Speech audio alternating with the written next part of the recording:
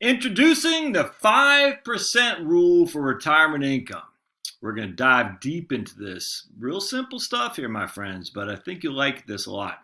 Let's revisit what the 4% rule is, because I think there's lots of confusion about the 4% and why I frankly don't take it all that seriously. It doesn't mean the 4% rule was based on fraudulent activity or anything like that.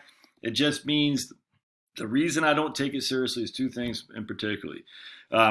Maybe three things, but two things in particular. One is based on the premise that you're going to take out 4% of your portfolio in year one and you're going to adjust that each and every year for inflation.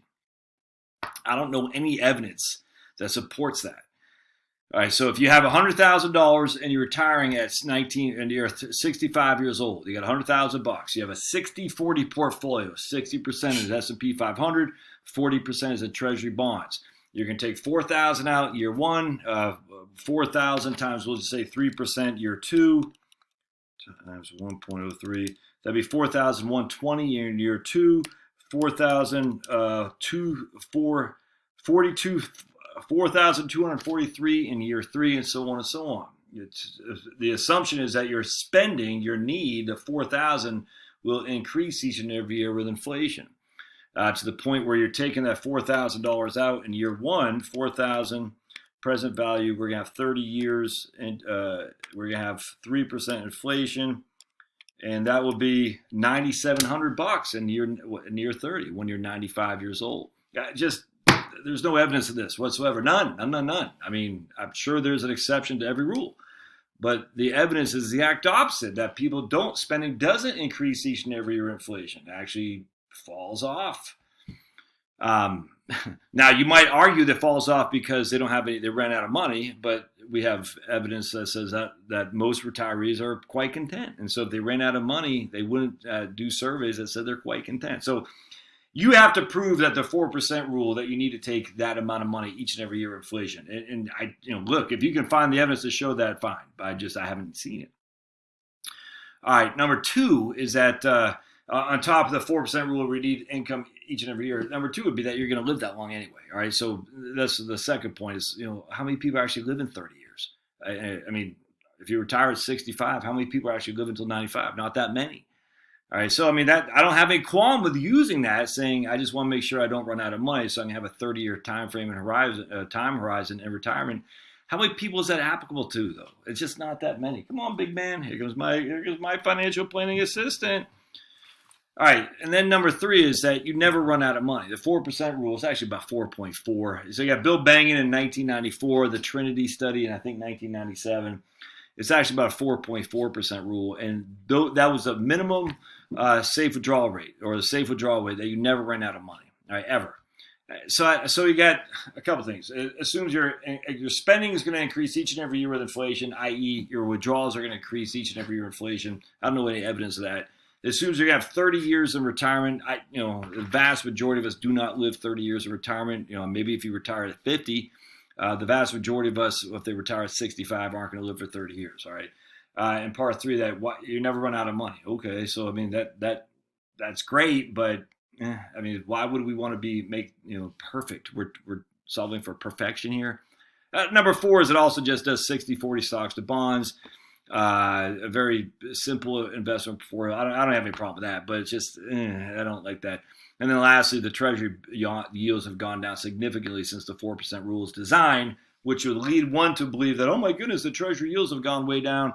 Now we have to reduce the 4% rule to what I think is Wade Fowl and Blanchett. I think they talk about the 3.2% rule now. So I want to show you my 5%. I think this is based more on reality, frankly, but let's go into this. All right.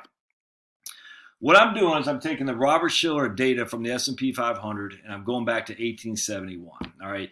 And what we're going to do is we're going to do 30-year time frames. 30-year time frames. All right. So watch this. So I'm going to show you what we're doing here first and foremost. Initially, we're going to take, this is just a sample, and I'm going to go into 5% here in just a second. This is a 6% rule. All right. So a 6% rule says we're going to take $6,000 or 6% out of the portfolio, and we're going to adjust it with inflation each and every year. So let me show you how this works. We got $100,000. Our first year, we need we got $100,000. All right, we are going to, in the first year in 1871, we made 15%. So after year one, We have $100,000. It grew at 15.64%, so we're left with $115,000. All right. We're going to take 6% a year out. We're going to assume in this year that we've already have the $6,000 covered. All right. So in 1871, we have that $6,000 covered. We have it in cash or something like that. At the end of 1871, we need to adjust our distribution with the rate of inflation. In this case, inflation was down 6.875%. It was a deflation. So the portfolio went up 15.64%, but our actually income need actually drew down because of deflation. So we only needed $5,558. Hope that makes sense. So $100,000 grew to $115,000. $6,000 grew, in this case, it declined to $55.88. So we take our $115,000, subtract the amount of money we need, and it leaves us as this right here. All right. The following year, we start with $110,000. So we can see we're starting in D2. D3 is our cell here. We're starting with E2, timesing it by this amount, and that gives us that. So again, D3 is E2, which is our end of the year, the previous year account balance, times by the end of the year return in 1872, which gives us that. All right, we had no inflation or deflation that year. The income did not go up; it just stayed. The cost of living did not adjust, so we still stayed at 55.58 or 55.88. Excuse me. So we ended the year with 122. We had to withdraw 55.88, and it left us with $116,000. Hope that makes sense. All right, so we're going to do this for 30 years. So we go to 1871. That'll take us to 1900. All right, so the 1900, when we did that, we had a portfolio value left at $308,000. So even after taking 6% a year, we had $308,000. Now, the reason for that, frankly, we had some good years. I mean, look, we had, let's take a look. We had negative, pretty good positive, negative. We had some real good years here, negative. But it's deflation. We had negative 6%, negative 1, negative 5, negative 3, negative 2, negative 1, negative 4. Negative 3, negative 1. This is all before the Federal Reserve. So what was initially $6,000 a year that we needed to take from the portfolio by the end of 1899 or 1900, excuse me, is $3,785. That's the cost of deflation. So that's how this works. Now I will tell you what I've done here is I started in 1900, excuse me. And the reason I started in 1900 is simply because the Federal Reserve Board came out in 1913. So I'm kind of saying any years before the Federal Reserve Board were here, we just don't have to deal with a massive deflation. We had the Great Depression. We had 2008. We had a small deflation, but we haven't had that of any significance like we had in the 1800s. So it's a completely different era. So what I'm doing is I'm saying, okay, let's take the same numbers, but we're going to do 5% a year. And so we're going to do 5. All right. So here, I'll give you an example. I just copied and pasted. So we're going to start in 1929, the start of the Great Depression. S&P was down 9, 22, 44, and 5. Look at that. 3 straight years. S&P got hammered down 9, 22, 44, and 5.81.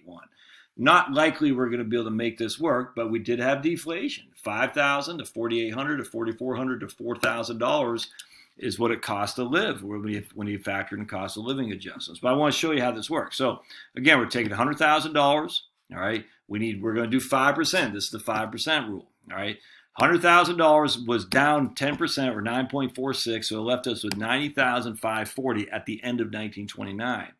We needed $5,000 because in 1929 there was no inflation at all, no deflation, no inflation, so we needed $5,000. So the portfolio was worth $90,540 minus the $5,000 we needed to live on, so it left us with $85,540. The following year, we're down 22%. All right, so we start with $85,540 in 02 times 77.7728 in M3, and that leaves us with $66,000. We have deflation of 2.34%, but we still got to take $4,883 from the portfolio. 66,103 minus 4,883 leaves us with $61,000. The next year we just got crunched. 61,000 we lost 44%, so we're sitting on 34,000 at that point. Here we have a $4,445 distribution because we had deflation of 8.98%, but we're only left with $29,000. So $29,000 off of $4,445 off of $34,000 that's a 13% distribution rate, and our goose is cooked. And what you'll see here is we're going to run out of money right there in 1946. So we went from 1929 to 1946. We had 17 years of running before we ran out of money. All right, so what I've done, I've done this from 1900 to 2019, which gives us 99 instances of this. All right, so 99 times, which is freaking perfect. So we have had 99 30-year time frames. I hope that makes sense. Of the 30-year time frames, of the 99 30-year time frames, we had 18 losses, and 99 minus 18 is 81, and 81 wins, right? So of the 5% rule of 99 times, 81 times we actually had money left over after 30 years. 18 times we ran out of money. All right, so if you take 18 or you take 81 divided by 99, that's an 82% success rate. Using 30 years, adjusting it with inflation, and using just nothing but the S&P 500. So 82% of the time we were successful, that we had money left over. 82% of the time. All right. Well, I mean, now there's even more to the story. If I said you have an 82% successful rate using a 5% rule, adjusted with inflation, you'd probably say that's pretty good. I'm willing to risk that because, hey, I don't know if I'm going to live 30 years. B, I can tighten my belt if things go like they did in 1929s. I mean, my goodness, if you have a situation like 1929, we'll tighten your flipping belt. And C, your likelihood of you increasing your spending each and every year with inflation is nominal. But of the 18 times that we're failing, look, we already did 1929 to 1947 around on money. So let's go back to 1928, shall we, and see what happens. We're going to go to 1928. Because I can't remember when we started having the, let's try 1920. Let's try 1927. 1927. That'd be to 1956, right? 1927 and 1956. Right there. Right, copy. And we're going to go over here. We're going to adjust this formula equals that times that. So 1927 and 1956, and we had money. We had $605,000 left. All right, let's go to 19. I'm not going to do them all because you'll go crazy watching me, but we'll do 1928 to 1957. The reason I want to show you this, there's something significant that jumps out here. And we go that times that. 1928 to 1957. Value after distribution, and we had money. Look at that. All right, there we go. So here we still had money here too. So from 1929 is when it hurt bad. So let's go to 1930. All right, we're gonna go to 1930 to 1959. 1930 to 1959. All right, let's see what we got right there. Copy, go up. Here, paste, and I'm sure that will run out of money as well. But let's see, shall we? Blink times that. 1930 to 1959. That ran out of money in 1950. All right, so even that lasted 20 years at 5%. All right, so basically, I want to go one more here. 1931. So we've already had 2 of the 18, and basically let me show you something here. Let's go to 1931 right here. 1931 to 1950 to 1950. Oops, I'm way higher. Right? 1931, 1950, right? Or no, where did I go? 1931, 1960, excuse me. 1931 to 1960, right there. Hey, buddy. 1960. What's up, dog? All right, 1960, right there. Okay. Go up here and copy and paste. And we're going to go to equals that times that. I'm sure this will be a -2. And go to value after distribution. No, look at that. Even though we started the year 44% down, and the next year down 5%. They're falling 2 of the 3 years next were up 56 and 54 and 32% respectively. So even though it got dicey here, we did not run out of money. All right, so let me show you what the issue is. Basically, there's a couple years in the 1930s, but the major issue that comes, watch this, is going to be right about here. We're going to start right, I think it's 1962. 1962 to 1991. 1962 to 1991. I'm going to come up here. And that. Yeah, we ran out of money in 1990. So here, so look at this. Even that's 28 years. So one of the 18 we ran out of money in 1990 in 28 years. And also, if you look at the 60s into the 70s, the bulk of these 18 years were the Great Depression or the 70s, essentially. So so 62, basically, so from 62 onward, that was in 1962. If we go to hold on just a sec. Let's go to 19. We'll just pick 1965 to 1994. It was 1965 to 1994. Let's do that. Boink. We're gonna come up here. Right there. Go right there. Go right there. Oops. Okay. Go right there. And that we got crunched. But even that was still, 1960. That's still 20 years. What I'm trying to say is there's two significant circumstances, and the biggest circumstances within the 60s and 70s, because watch the inflation. 6, 5, 5, 11, 9, 5, 6, 7, 11, 13, 10. We just had significant inflation during this time frame when Nixon was president. 5, 6, 4, 3, 6, 11. See what I'm saying? So that's when we got crunched, because the money that we had to pull from the portfolio adjusted with inflation. Let me show you what I'm talking about here.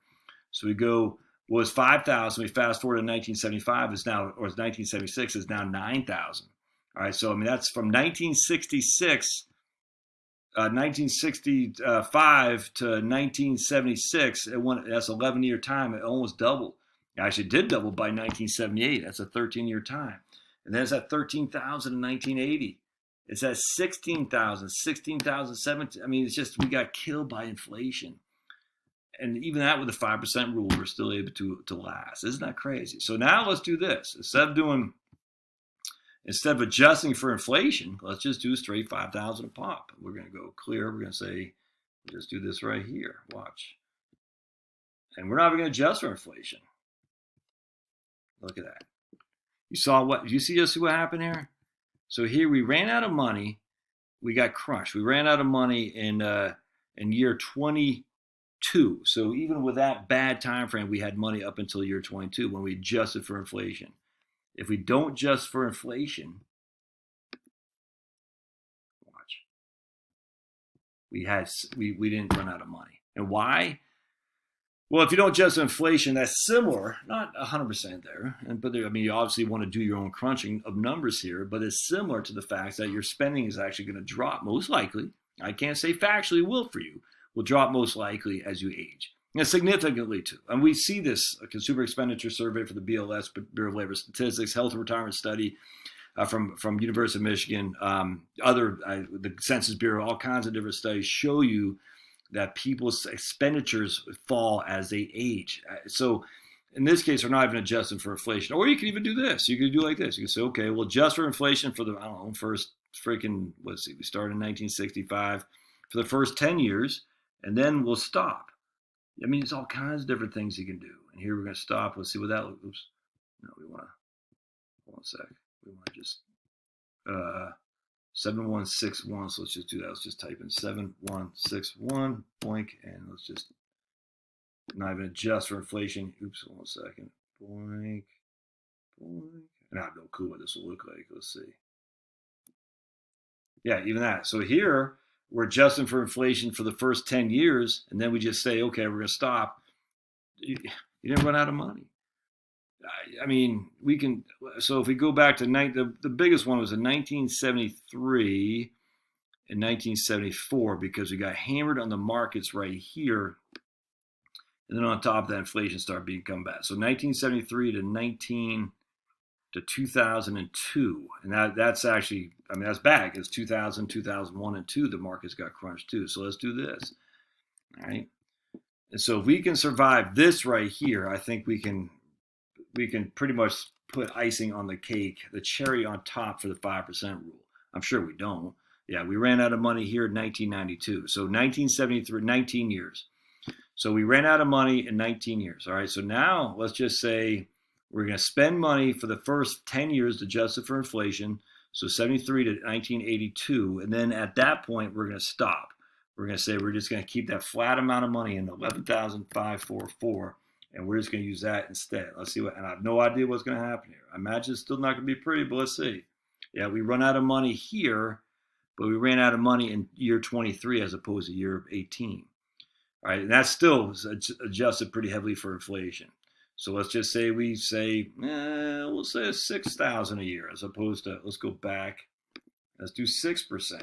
And this time, 6,000. And this time, we're not even going to adjust for inflation. We're just going to say 6,000 across the board. What does it look like? This is probably the worst you're going to get, in that we don't run out of money. So here we start with 6,000, 6% the first year, not adjusting for inflation. You're down 15 and 26% respectively, down 41% with inflation also kicking in 6, 11. So down 15% with a 6% inflation means you're down 21%. Down 26%, 27% with 11% inflation means you're down 38%. So you're down 59% real numbers there. You're taking 6,000 a year. You're not adjusting for inflation. And don't forget, you're ending the last 3 years in huge negative territory, negative 11, negative 12, and negative 22%, and yet you still had money left over because you're not adjusting for inflation. Now let's say we do, let's do this. Let's do 6,000 a year, and we'll stop right there at that'll be year 1980. We're going to stop at 11,828. I imagine we're going to be a world hard. Let's take a look. 11,828. Yeah, we still run out of money there. So the issue is the inflation adjustments or not. Or you could say, if we don't adjust for inflation, we want to take 8% out right out of the gate. We're going to say $8,000, all right? And now we're just going to say $8,000. It's an 8% withdrawal rate. And this is literally the worst time, and we don't run out of money there. I just don't know why we're sitting there on the 4% rule. So here we're saying we're going to take 8,000 a year out, 8% withdrawal rate. We're not going to adjust for inflation because we see the evidence that most people's spend goes down as they age. We're going to take significantly more out. We're going to start in the era of the 70s, which are horrific, man, with inflation, negative returns. And we're going to end the year of the 2000 tech bubble, the 2001 terrorist attacks, and whatever happened in 2002. We're going to start and end on bad numbers, and yet we're still taking 8,000 a year out each and every year, and we still are left with $13,000 left. This is 100% stocks. I mean, this is 100% stocks during the most trying times that we've had. Let's go back to 1930s. We'll go back to 1929 and do one more instance like that. 1929. There we go to 1960. 1960. Yeah. Right there. All right. No. 1929 to 1958. That's what it'll be. 1929 to 1958. Hold a sec. 1929 to 1958. Right there. All right. You ready? All right. So let's go back. We're going to hit boink, boink. So here we're taking 8,000 a year out. Now we already knew we ran out of money when we're taking, 6,000 a year. So we definitely run out of money at 8,000 a year. So yeah, you can see that 8,000 a year adjusted for inflation. Inflation's down. You can see us run out of money there. 10 years in. Yeah, 10 years in. So we got hammered by taking 8,000 a year out. Not good. So we don't want that, even though we were adjusting it with inflation on the downward trajectory for sure, because inflation is deflation at that point. So let's say we're 5,000. I don't know if we did this or not. And there we ran out of money right there in year 18. So, I mean, other than 1929, 1930, 1931, we survived just fine. Could that come around again? Well, all I got to tell you is, look, man, how about come forth when you're down 44% and you're left with $34,000 in your portfolio? Don't take 13% distribution out. Tighten the belt, man. Tighten the belt. If you don't start these 3 years like that, though, and again, the likelihood of that happening is nil. It's never happened before. I mean, the worst we've ever had was 73, 74 on top of what we had in 2000, 2001, and 2. What would happen in 2008 when you factor in inflation, well, I mean, that's a nothing burger, relatively speaking, compared to this stuff. And it was quick. It was painful, don't get me wrong, but there was deflation in 2008. So it really wasn't the extent of the losses that we see here. Anyway, I just sit there. I ponder why more people don't look at the 5% rule as a simple. This is adjusted for inflation. If you don't even adjust for inflation, you're fine. So if you adjust for inflation, 82% of the time you're a success. If you don't adjust for inflation, I didn't run the numbers, but I can only assume the vast, if not all the times, well, it wouldn't be successful because we just did right there. You probably fail 5 times out of 99. I'll take that any day of the week. So that's the 5% rule, man. Live it, learn it, love it. Remember, if you get killed in the first 3 years, you're going to have to tighten your belt. If you don't get killed, just go have fun. All right, I'd love to hear your comments on this. Hopefully this will make mainstream media. We'll see you.